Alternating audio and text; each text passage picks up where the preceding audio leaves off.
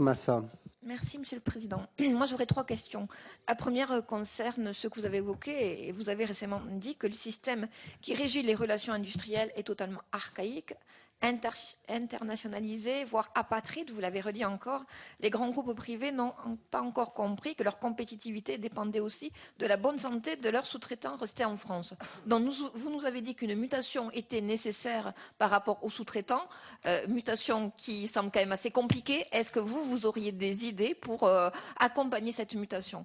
Seconde question qui concerne effectivement le droit en vigueur, et donc dans votre rapport, vous mentionniez bien que le dispositif juridique français applicable aux relations fournisseurs est déjà abondant. Donc, a priori, peut-être il n'y aurait pas besoin de légiférer ou du moins d'avoir des lois supplémentaires, mais en revanche, vous dénoncez la non-application de la loi.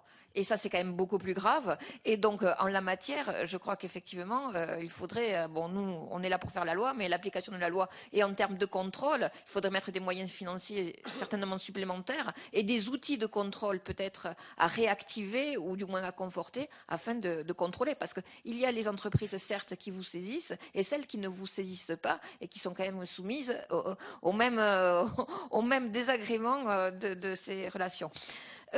Autre point et dernier point, hier, donc, Pierre Lellouche nous a dit qu'il voulait inciter les grandes entreprises à embarquer leurs sous-traitants français à l'international. Et notamment, il proposait que 13 groupes du CAC 40 avaient signé un pacte et de façon à pouvoir effectivement faire en sorte que les entreprises également sous-traitantes puissent avoir leur part de marché à l'international. Donc, par rapport à cette proposition, pensez-vous que ça puisse améliorer déjà les relations sous-traitants-entreprises et puis effectivement peut-être participer à cette mutation par rapport aux sous-traitants?